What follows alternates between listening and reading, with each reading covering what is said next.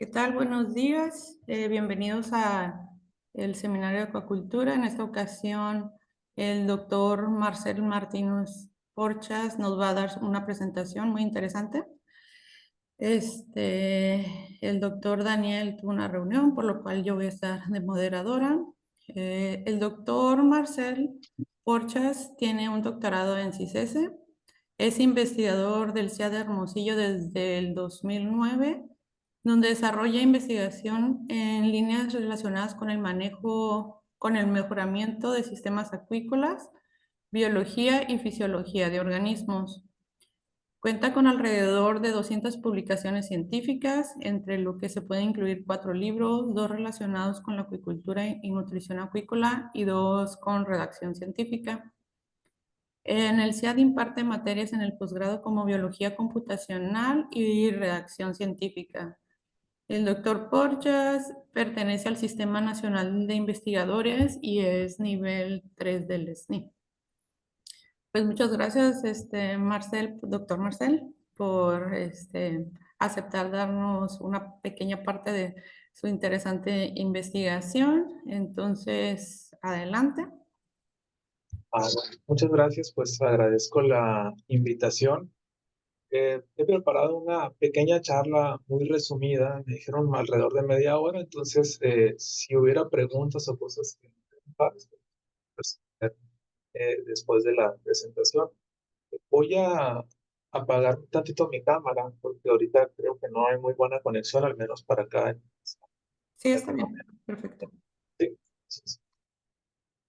Ok. Muy bien. Bueno, pues el título de la presentación que elegí para la presentación es Descifrando la microbiota de peces, un paso hacia el desarrollo de microbiota sintética. Ah, no avanza, perdón, una disculpa.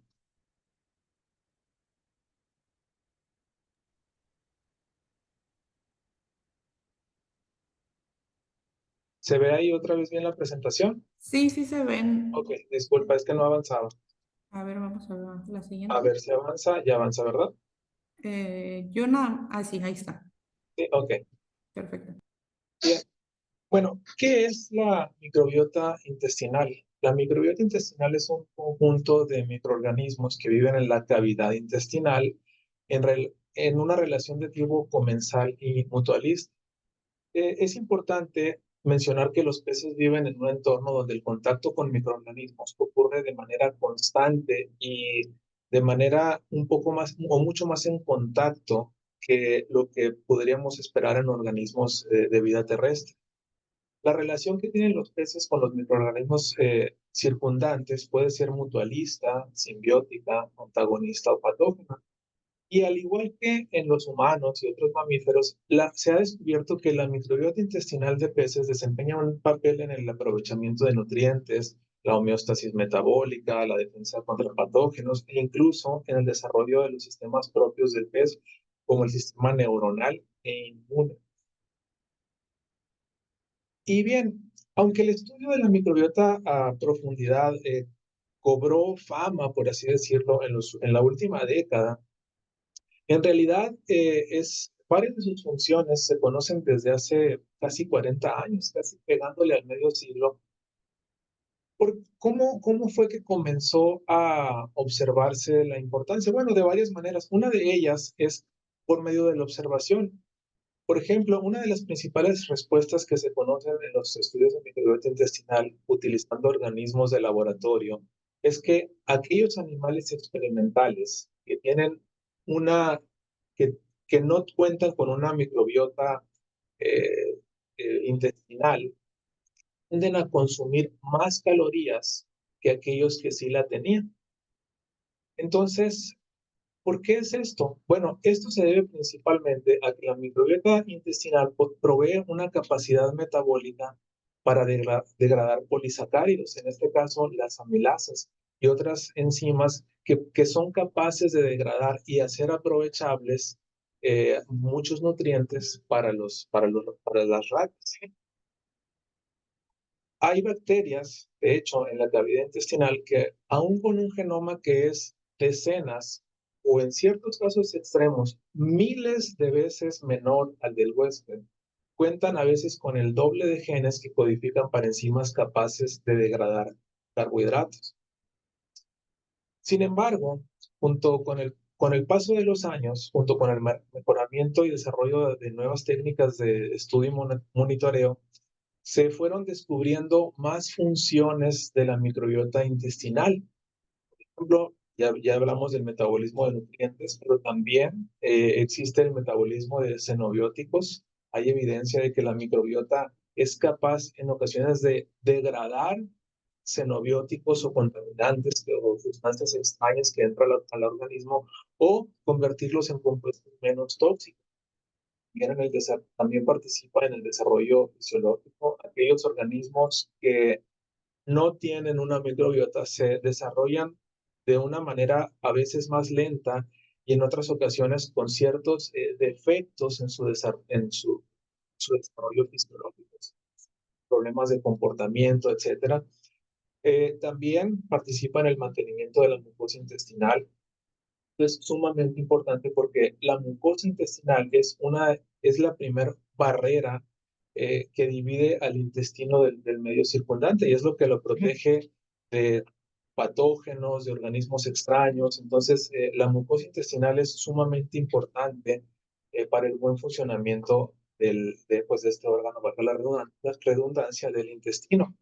También provee protección contra patógenos, es decir, compite directamente contra patógenos y además puede regular la respuesta inmune porque está comunicada o se comunica a través del sistema sanguíneo, también del sistema neuronal con el cerebro para que el cerebro monte ciertas respuestas inmunes ante un patógeno presente. Pero esto no solamente se ha reportado en patas, sino que también en peces, principalmente en el pez cebra, que es es el pez más utilizado como modelo biológico en muy distintos campos de estudio. Digamos, el equivalente a la rata de laboratorio, pero en cuestión acuícola. Y varias de estas funciones que mencioné anteriormente se lograron conocer a través de métodos de experimentación muy particulares utilizando modelos notobióticos. La notobiología es un campo de investigación que estudia los organismos con una población microbiana conocida e incluso con la ausencia de una microbiota per se, lo que se conoce como animales libres de gérmenes. Estos estudios comenzaron con ratas como modelo. Sin embargo, este modelo también se ha aplicado de manera exitosa en otros organismos de distintos grupos taxonómicos como los lechones, insectos, algunos nemátodos e incluso también los peces. Y otra vez, el pez más utilizado para este tipo de estudios, dadas sus características biológicas, es el pez cebra. Los notobiotes, que son los animales cuya microbiota ha sido modificada o diseñada, se utilizan en este caso como un entorno controlado en el que estudiar la anatomía y la fisiología del huésped. También se estudian las interacciones simbióticas específicas entre huésped y microorganismos específicos y también los impactos de las sustancias químicas en el huésped y su microbiota. Además, sirven como medios de cultivo para bacterias o microorganismos que no crecen fácilmente. Y también para el desarrollo de la microbiota sintética, que es lo que nos atañe en esta presentación. ¿A qué me refiero yo con microbiota sintética? Son básicamente comunidades microbianas ensambladas de manera artificial a partir de microorganismos que son aislados de la mucosa o de muestras fecales del animal.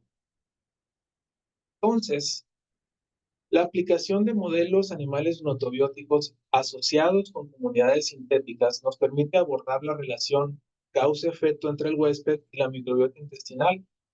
¿Y por qué son importantes las microbiotas sintéticas? Porque Al ser un conjunto reducido de bacterias representativas de la microbiota de cualquier animal, en este caso de los peces, bueno, no existe todavía una microbiota sintética para peces, pero es lo que estamos tratando de llevar a cabo, comenzar con ello. Se eligen, en este caso, entre 10 y 12 especies, las más representativas de un organismo, y se construye lo que es una microbiota sintética. Y bueno, mencionaba por qué es importante o por qué se reduce. Bueno, imagínense que los peces en su tracto intestinal tienen entre 1000 y 1600 especies de bacterias. Entonces, tratar de estudiar las redes de interacción entre ellas, los efectos antagonistas, sinérgicos, mutualistas, se vuelve algo muy complicado. No que no pueda llevarse a cabo en algún futuro, ya que los sistemas de cómputo van avanzando a pasos gigantados, pero en este momento eh, tratamos de reducir esa complejidad a 10, 20 especies a lo mucho, de tal manera que la intervención experimental pues es mucho más fácil. Además, también para el ensamble de una microbiota sintética, pues tener que sembrar 1000 bacterias, pues no es algo viable. Entonces, nuevamente, ¿qué es una microbiota sintética? Son comunidades microbianas ensambladas de manera artificial a partir de microorganismos aislados de mucosa o muestras fecales del animal. ¿Cuáles serían entonces las aplicaciones de una microbiota sintética? Principalmente, como ya lo mencioné, ayudarían a estudiar la interacción huésped-hospedero, pero también muy importante a establecer o generar medidas terapéuticas, como por ejemplo el restablecimiento o el reforzamiento de la microbiota intestinal.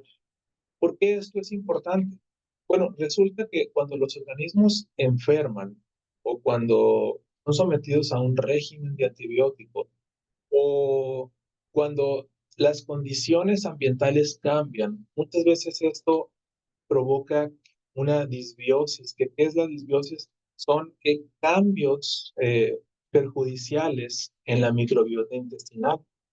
Entonces, tener una microbiota sintética podría ayudar a revertir esos cambios.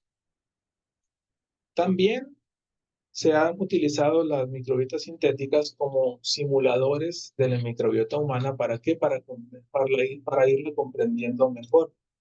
¿Existen las microbiotas, lo que son microbiotas sintéticas para otros modelos animales? La respuesta es sí, pero básicamente para un animal en específico, que es el ratón, que es ahora sí el modelo biológico más estudiado de todos, ¿no? Incluyendo peces.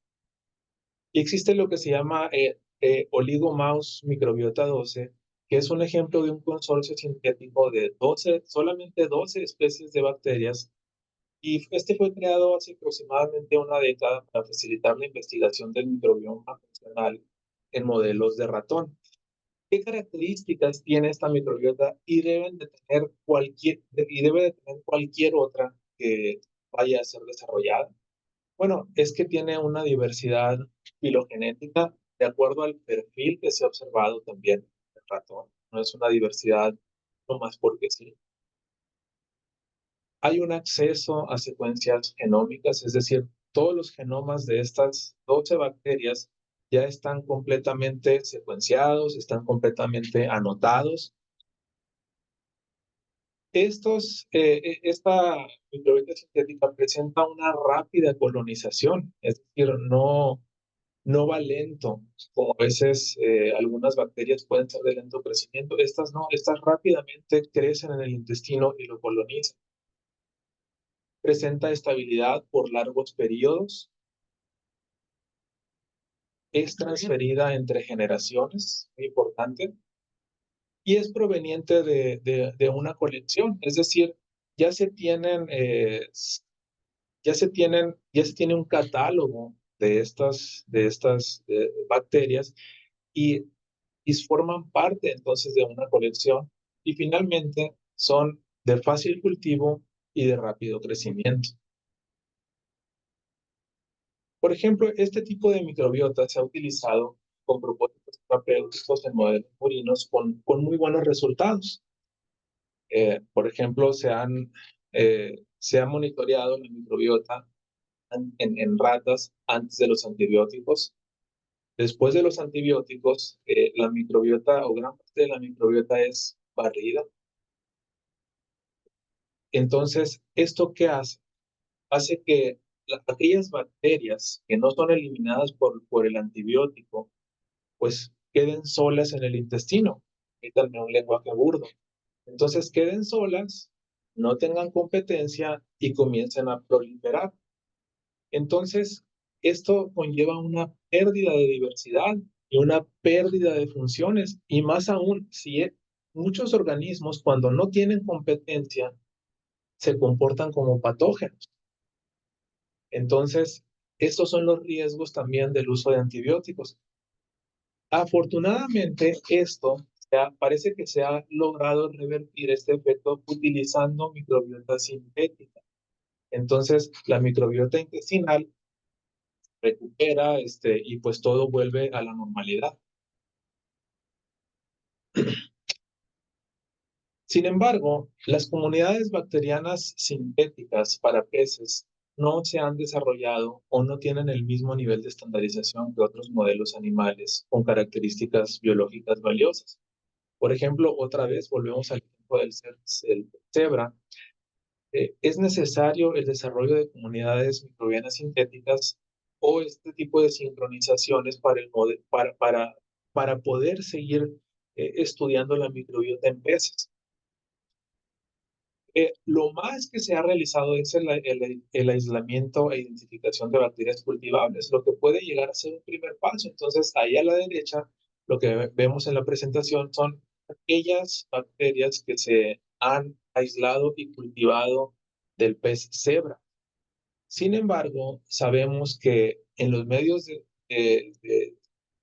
tradicionales o en estos medios que se utilizan no crecen todas las bacterias. Muchas veces es necesario ajustar medios para que también terminen creciendo aquellas que son verdaderamente representativas y que no están siendo consideradas. También, ya hablando desde un punto de vista terapéutico, el desarrollo de microbiota sintética es también importante para la acuicultura. Si bien hay muchas ocasiones en donde el uso de antibióticos es necesario, estos también traen un efecto secundario sobre los animales, y es que barren una buena parte de su microbiota intestinal. También hay enfermedades y malas condiciones de cultivo que afectan a la microbiota, poniendo en riesgo la salud del animal, ya que éste queda susceptible a la invasión de otros patógenos, además de que la microbiota deja de llevar a cabo otras funciones importantes. Si ustedes recuerdan, en las primeras diapositivas mostré algunas de las funciones que tiene la microbiota. Bueno, cuando esta microbiota es afectada o es barrida, estas funciones terminan perdiéndose. Entonces, es como si perdiéramos la función de un ente en el pez que ahora sí valga la redundancia, que funciona como un órgano. Entonces, por eso también es delicado el uso de antibióticos. ¿Y qué se va a hacer después? No estoy abogando por ya no usar antibióticos, y a lo mejor con los resultados que se han tenido, problemas de resistencia, etcétera, sí quieren o sí desean que pare el uso de antibióticos. Yo no estoy tan a favor de eso, pero sí a favor de un uso responsable. ¿Por qué? Precisamente por este tipo de cosas. Nosotros acá en nuestro laboratorio, pues hemos monitoreado la microbiota en peces que han sido retados con enfermedades. Por ejemplo, eh, nosotros monitoreamos la disbiosis causada por nocardia en la microbiota intestinal de tilapia. Entonces, las tilapias fueron retadas con nocardia, que es un patógeno común que causa enfermedades granulomatosas. Lo que observamos es, aparte de los síntomas, que son algunas lesiones, un aberrático, una alta mortalidad, el 54% de mortalidad, Otra de las cosas que aparecieron es que se observó una disbiosis muy severa en el estómago y también una disbiosis no tan severa, pero sí significativa en la microbiota del intestino. De hecho, en el estómago prácticamente quedaron bacterias pertenecientes a un solo filo. Y esto es de lo que hablamos, que muchas veces cuando hay un barrido o una afectación de la microbiota intestinal, hay ciertas bacterias que son oportunistas. Entonces terminan convirtiéndose de mutualistas en patógenos. No sabemos si esto pasó acá, pero lo que sí observamos es que la enfermedad terminó causando, o la invasión de esta bacteria terminó causando una disbiosis. ¿Y por qué esto es importante? Muchas veces en la industria acuícola, las medidas correctivas se llevan solamente hasta que el patógeno dejó de ser detectado. Es decir, detecto un patógeno rápidamente, yo uso antibióticos, ya dejo de detectar en mis PCRs o en mis medios de cultivo al patógeno, entonces ya, todo está bien. Sin embargo, el pez sigue creciendo lento o el pez todavía sigue presentando mortalidad. Si el patógeno ya no está, sí, pues resulta que pudiera ser también el caso que la microbiota está afectada. Entonces, es importante restaurar la microbiota una vez que los antibióticos han sido utilizados. Hay algunas estrategias son utilizadas hasta la fecha para tratar de restaurar o fortalecer la microbiota intestinal, como el uso de prebióticos, probióticos, probióticos. Sin embargo, en relación a restaurar la microbiota intestinal o fortalecerla, hay ocasiones en las que estos pueden tener un efecto tardado, sobre todo cuando hay una disbiosis severa. A diferencia de lo que sería el uso de una microbiota sintética que es más rápida, porque ya es un consorcio de organismos. Existen protocolos generales para la construcción de una microbiota sintética. Las, las comunidades microbianas sintéticas o SYNCOMs, bueno, ya les mencioné, son un conjunto de microorganismos aislados de la mucosa animal o de muestras fecales. Tradicionalmente, la microbiota sintética se diseñaba, perdón, voy a poner aquí el cursor, ok. Tradicionalmente, la microbiota sintética se diseñaba tomando muestras de heces fecales de los animales o haciendo un raspado en la cavidad intestinal y luego sembrando esto en medios generales, seguido de un aislamiento de colonias y su posterior caracterización genotípica y fenotípica.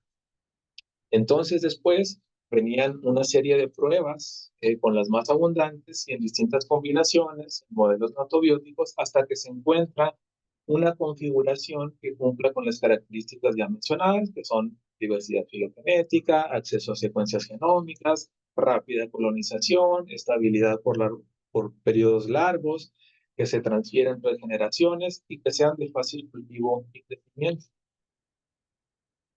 Entonces, así es como se hace una colección que puede ser reproducible en la misma especie.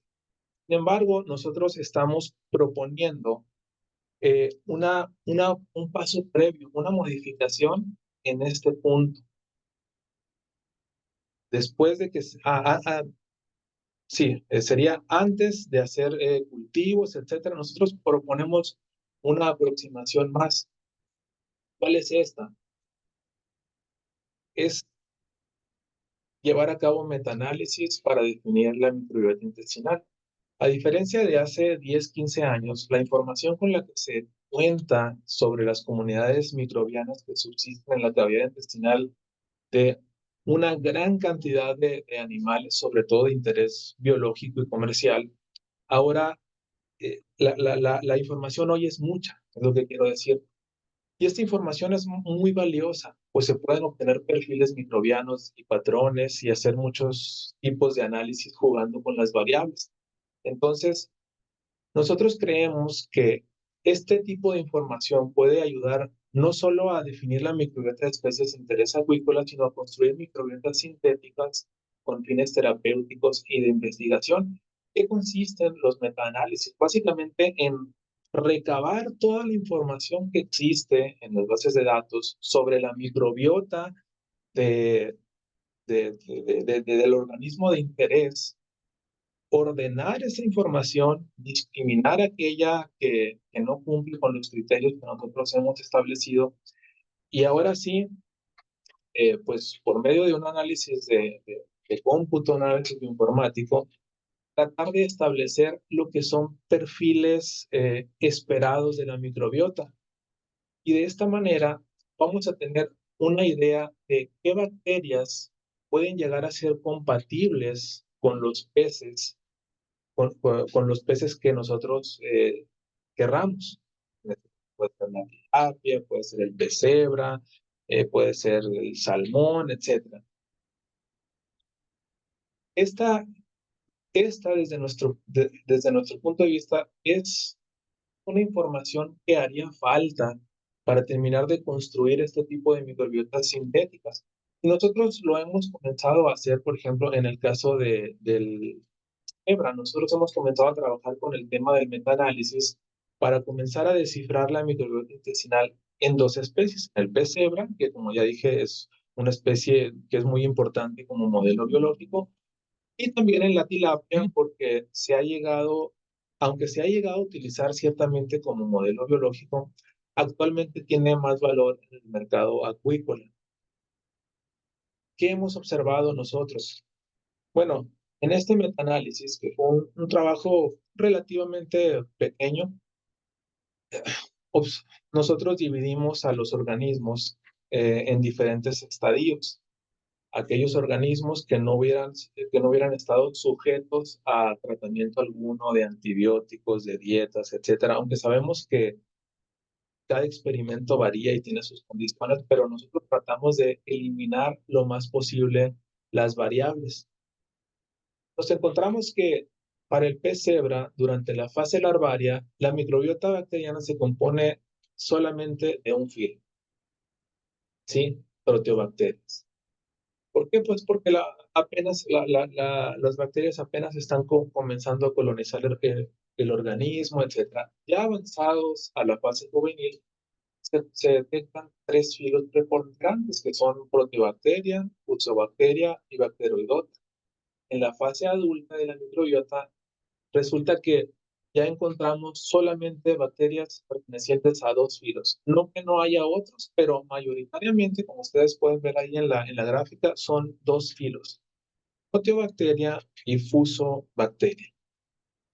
¿Por qué? Pues la microbiota ya ha madurado y si ustedes tienen pez cebra en cualquier parte del mundo, muy probablemente va a tener estos dos o tres filos.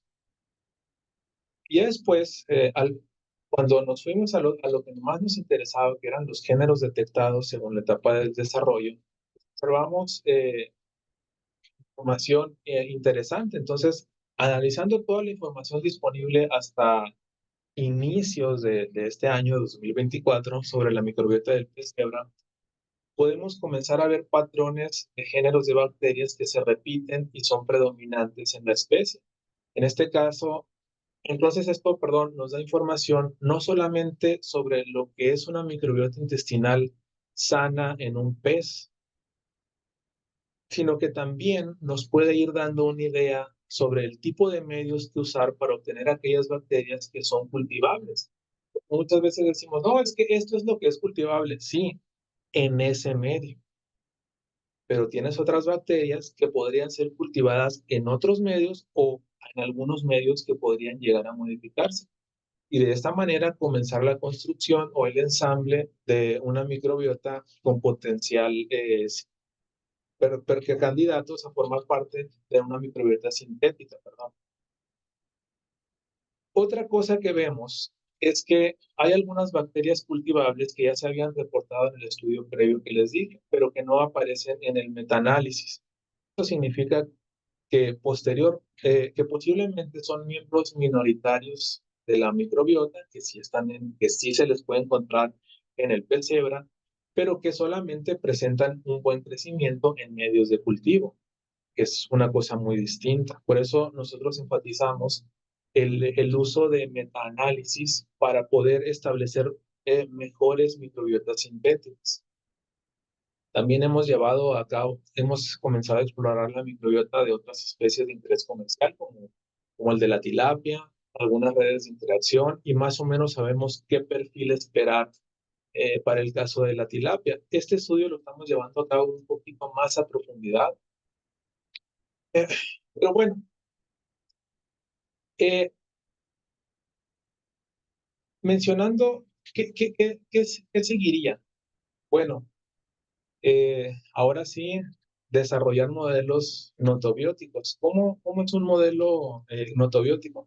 Pues como ustedes pueden ver ahí, eh, hay una fase en la que los organismos todavía no tienen en su interior bacterias, ¿sí? Una vez que el tracto gastrointestinal está abierto, es cuando las bacterias comienzan a colonizar. Lo que se hace usualmente es que en la fase de huevos, cuando todavía no ha eclosionado el pez, ahí es cuando se lleva a cabo una esterilización. Hay quienes utilizan sustancias químicas, hay quienes utilizan luz UV con determinadas características para no dañar el material biológico o de una manera muy significativa. Entonces, estos embriones, al final de cuentas, se tienen en condiciones estériles. Aquí la parte complicada es mantener estéril el sistema durante toda la fase experimental, durante toda la fase del desarrollo, y es parte de los retos que tenemos por delante. También otra estrategia es barrer la mayor parte de la microbiota con antibióticos y reemplazarla con una microbiota sintética, cuando ya se tienen, por ejemplo, peces adultos, peces juveniles. Si bien no se va a barrer toda la microbiota, sí podemos barrer la mayor parte de ellas y entonces inocular nuestra microbiota sintética a fines de investigación. Finalmente, ¿qué retos tenemos por delante? Bueno, uno es conseguir organismos notobióticos. Ahorita estamos en una fase muy temprana todavía. Eh, Determinar y ajustar medios de cultivo para el crecimiento de géneros representativos de la microbiota, pero, pero que no crecen tan fácilmente en medios convencionales. Para esto nos sirve el metaanálisis, para ver también qué medios vamos a utilizar. Establecer un mecanismo para la incorporación de microbiota sintética en peces. Pues hay algunas estrategias, hay desde agregarlas al agua, que no es quizás lo más conveniente, pero al final de cuentas, pues algo se puede lograr, hasta incorporarlas en el alimento, en microencapsulados, etcétera. Entonces, eso también. Y comenzar a experimentar con distintas configuraciones de perfiles de microbiota sintética. Bueno, hasta ahí vamos. Es una presentación muy resumida de una de las cosas en las que estamos involucrados en nuestro grupo de investigación y pues les agradezco mucho la atención. Estamos abiertos a preguntas. Muchas gracias por la presentación, muy interesante. Yo creo que va a haber muchas preguntas. Voy a ver aquí si quieren levantar la mano. Ahora no hay conexión en el posgrado debido a que el aula estaba ocupada, entonces todos estamos por en línea, ¿no? Entonces, alguien que tenga alguna pregunta por ahí, vaya levantando su mano. Bueno, por mientras que alguien se anima. En cuestión, yo tengo una pregunta. Bueno, tengo varias preguntas porque no es, pero Digamos que, por ejemplo, lo que hablabas de la selección de la microbiota, el análisis que estás proponiendo como el metaanálisis, pues ahora con las técnicas de secuenciación, pues me imagino que eh, te ha sido más fácil, ¿no? Sin embargo, digamos, para seleccionar las bacterias que comentabas que tenías que ver se tiene que ver la relación filogenética. ¿Qué sería para ti más adecuado? O sea, tener bacterias relacionadas filogenéticamente o, digamos, porque lo que he visto que, por ejemplo, en acuicultura, bueno, en ostiones, en camarones, hay un montón de protobacterias, ¿no? Entonces, para seleccionar 12 a la mejor, iban a estar así, las más abundantes, todas iban a ser protobacterias. Entonces, ¿tú qué recomendarías de acuerdo a tu experiencia? ¿Seleccionar de diferentes, que estén filogenéticamente más alejadas o cuál sería tu propuesta? Eh, yo lo que sugiero es tratar de simular lo más posible lo que vemos en los metaanálisis. Porque sí, anteriormente las microbiotas sintéticas tenían esto de que, mira, es que esto es más diverso y lo trataban de hacer muy diverso. Sin embargo, lo que nosotros hemos visto, por ejemplo, en el pez cebra, y que nos sorprendió bastante después de analizar un montón de secuencias, es decir, metimos miles de muestras, fueron miles de muestras, y al final de cuentas, estas se agrupan en dos filos, Proteobacteria o Fusobacteria. Sí, Entonces, para mí, la diversidad debería estar comprendida entre esto que hemos visto en los metaanálisis.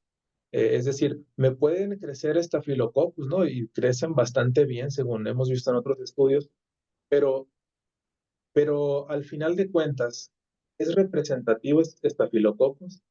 Pues parece ser que no. Entonces, para mí sería un criterio de descarte, aunque pudiera pertenecer a filos que sí se detectan. sí, claro.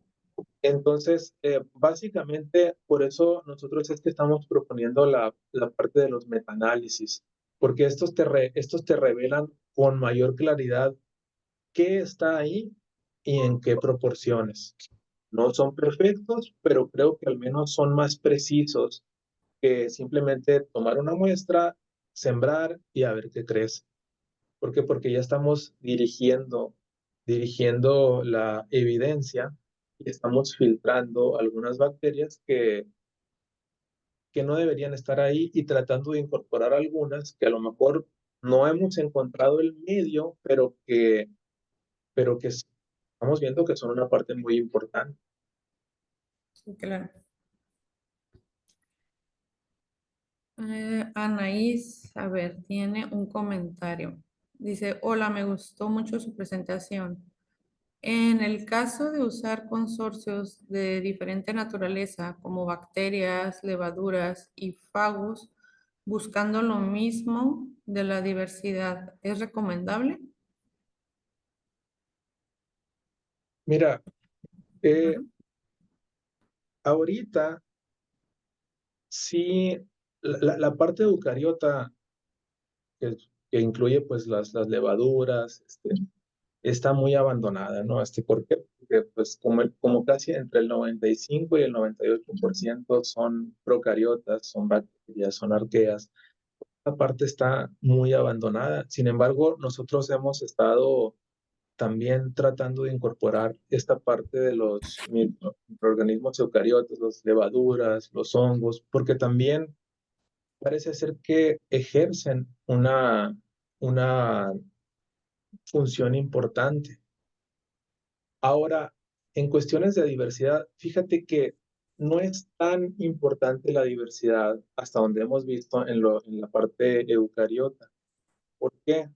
Porque en realidad lo que detectamos a veces son 5, 10, 12 especies de hongos. Entonces es muy reducida. De hecho, ascomicota es prácticamente la vas a tener en la mayoría de los peces. Entonces, esa tiene que ir. Entonces, estamos hablando quizás de un puñado de bacterias, ¿no? Sería muy difícil construir una microbiota sintética de levaduras, por ejemplo.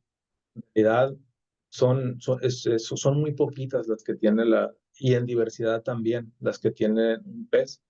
Entonces, yo sugeriría, bueno, si se construyera una microbiota sintética de levaduras, acompañarla con bacterias. Y ahí en la parte procariota, en la parte de bacterias, sí es más importante la diversidad. Ok, muchas gracias. Tenemos a Eduardo Quiroz y después la doctora Danicha Guerrero. Sí, Adelante, Eduardo. Hola, ¿qué tal? Buenos hola, días. buenos días. La verdad, muy interesante la charla. Hay muchas cosas que nosotros venimos trabajando. De hecho, la chica que preguntó es una alumna. Nosotros estamos trabajando con consorcios, pero ya con bacteriófagos. Aparte de los Mm, probióticos mm. estamos con bacteriófagos. Nada más que ahorita estamos, como bien dices, ¿no? Desafortunadamente las levaduras ya dejaron hace mucho tiempo de usarlas y se están retomando. En ese sentido, fíjate que nosotros tenemos, bueno, yo tengo muchas dudas. Nosotros hemos utilizado la terapia fágica, por ejemplo, desde huevo, y hemos visto, sí, una disminución. Sin embargo, fíjate que a mí me llama la atención y ahí me gustaría una recomendación tuya. Nosotros, con base en eso, que los fagos han limpiado la microbiota, por así decirlo, del huevo de peces, aislamos la bacteria la parte cultivable, la microbiota cultivable. Me llama la atención, me salieron una que otra pseudomona, en fin, diseñando los medios de cultivo. Pero me llama la atención que muchas de ellas dejan de ser, pues hasta cierto punto, patógenas, ¿no?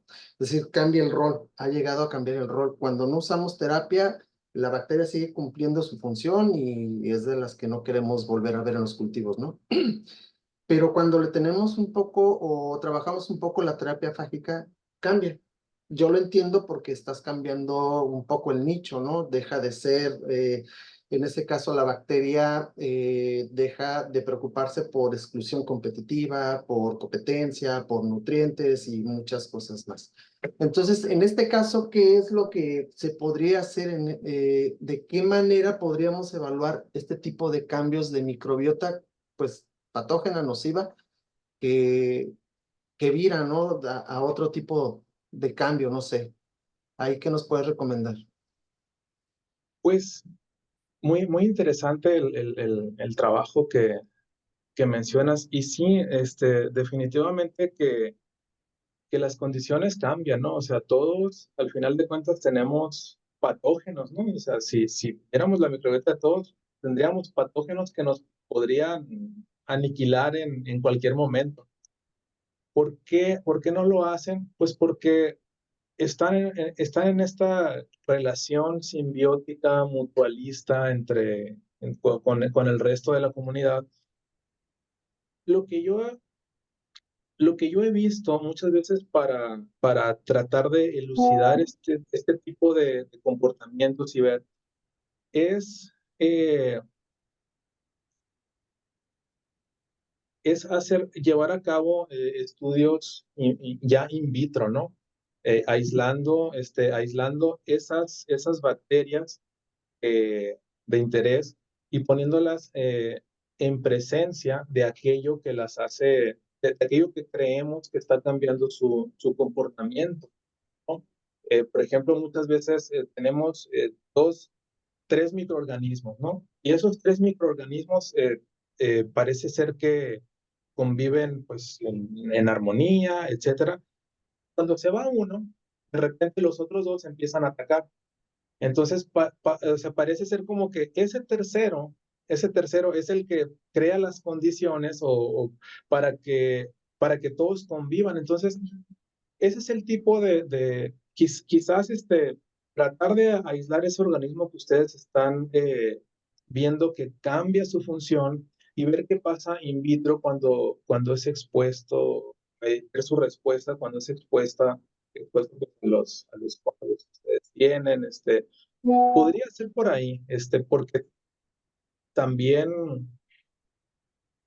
quizás considerar, no sé, se me ocurre redes de interacción, aunque no tengo mucha experiencia con terapia de fagos, pero la verdad es que me parece fenomenal, ¿no? Una línea de investigación que siempre he querido explorar, pero no he tenido la oportunidad.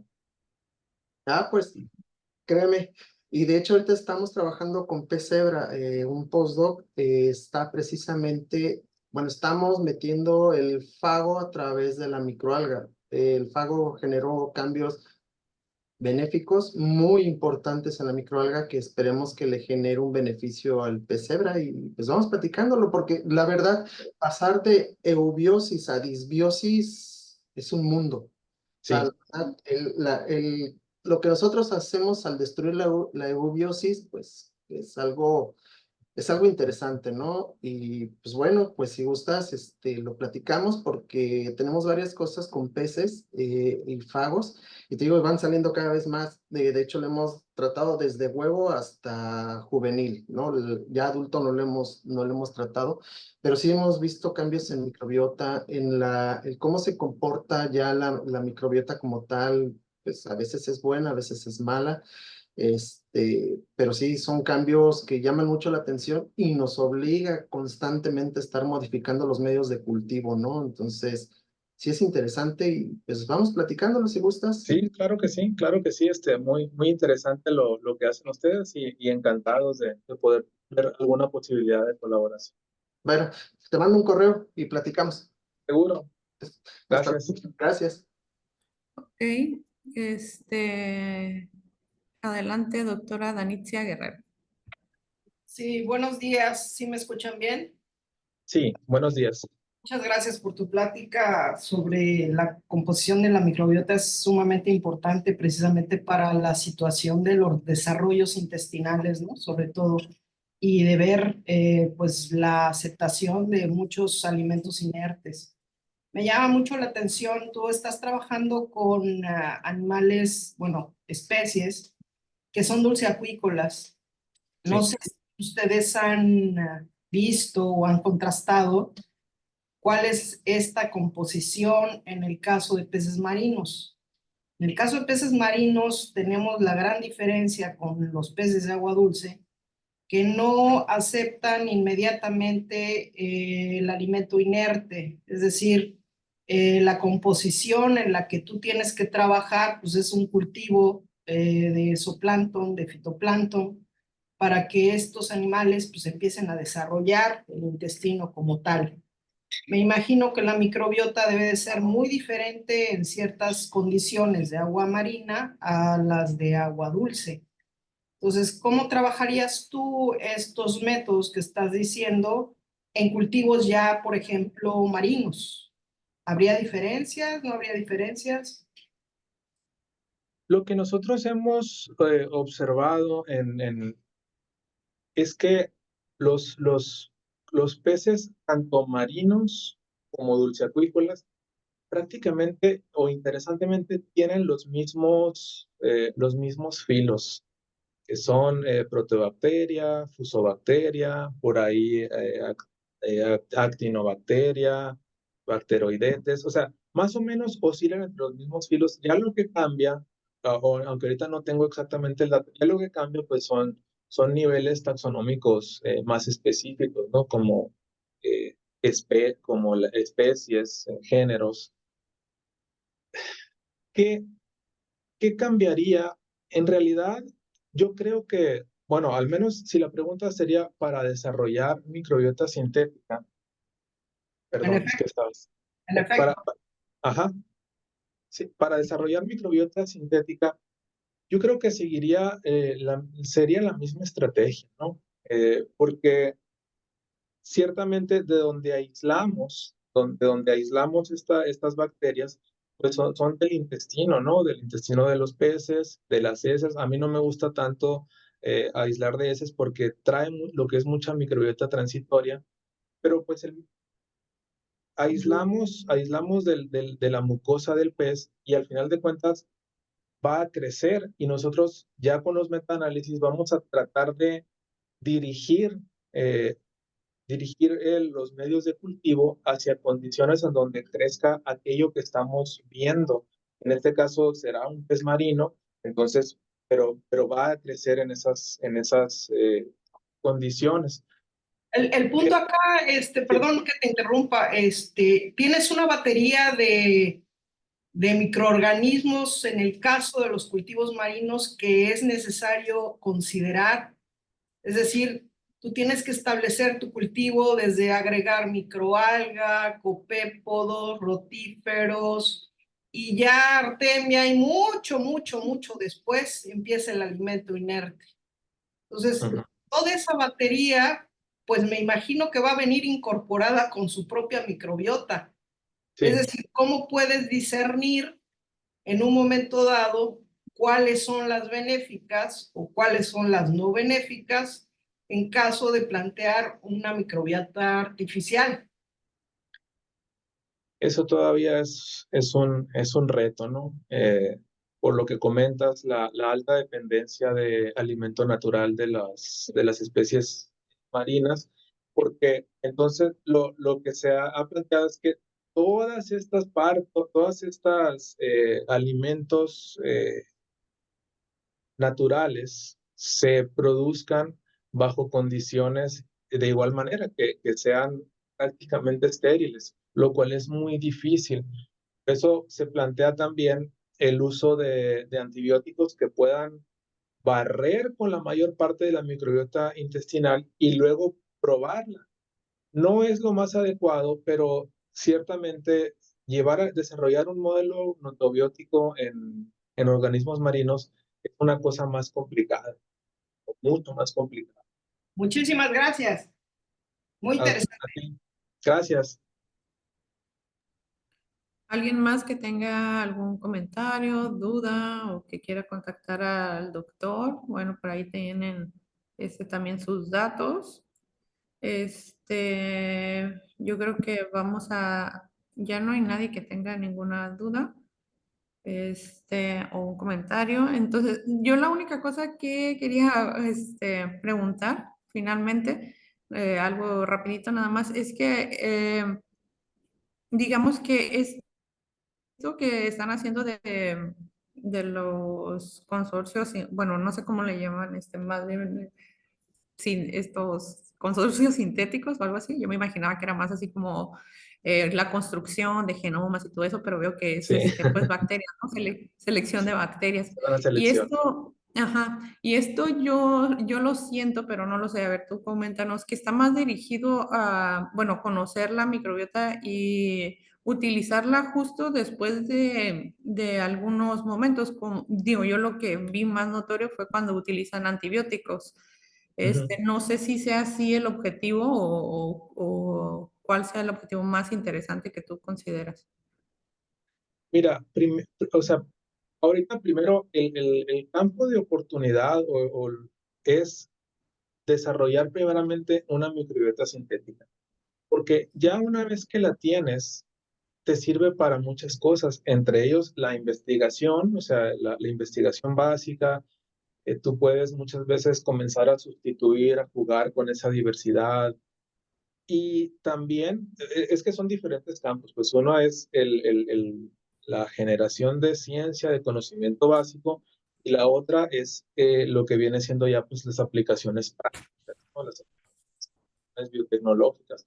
Entonces, yo no abandonaría ninguno de ellos, pero ahorita, hoy por hoy, el reto es construirla, porque Sí, me imagino. sí, ajá, y ver que cumpla con todas esas características, ¿no? Que se tienen, porque entonces yo creo que el reto que tenemos ahorita, pues es, Grande aún. Mira, Marcela, hay otra pregunta de la doctora María Concepción. Adelante, doctora. Muchas gracias, doctor Marcel. Muy interesante su plática. gracias. Y la verdad es que yo no tengo mucha información de esto, pero se me hace tan complejo. Y sí, ya lo ha mencionado, es bastante complejo. Yo me imagino, o más bien quiero preguntarle, ¿No será que hay una, vamos a decir, una microbiota sana para cada condición del pez, del organismo, del bicho? Depende de lo que coma, de la temperatura, del ambiente que esté. ¿No será eso? Digo, ¿por qué es tan complejo pensar que solo hay una y que esa es la buena? O sea, sí estoy viendo que ustedes encontraron que en esas condiciones tienen unos grupos de bacterias que son los que más abundan, ¿no? Y que pareciera que esos pueden constituir esta, vamos a decir, microbiota sana, ¿no? Entre comillas, pero la pregunta que le hago, y es por exceso de ignorancia, ¿no será que depende también, pues, del entorno, del bicho, del organismo, ¿no? De qué coma principalmente, ¿no? De qué estadio tenga, de qué temperatura. Es más bien eso, ¿no? Yo me imagino que podría grandemente influir, ¿o cómo usted ve? Muchas gracias. Muchas gracias, Fes. Sí, definitivamente, como mencionaba ahorita el doctor, eh, hay cambios eubióticos, es decir, la microbiota es dinámica y varía con respecto a un montón de factores, pero esos cambios son eubióticos, es decir, no son dañinos, no son disbióticos.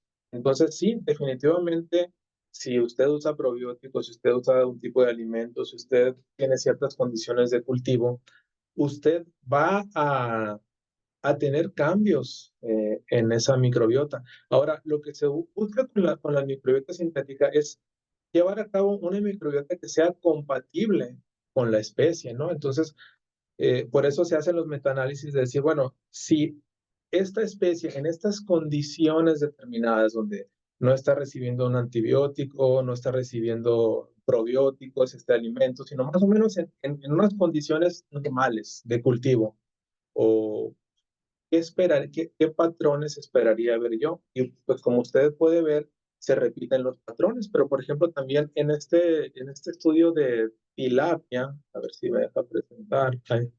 Ese estudio de tilapia, usted puede ver en la gráfica de abajo cómo pueden llegar a ser esos cambios eubióticos o esas modificaciones.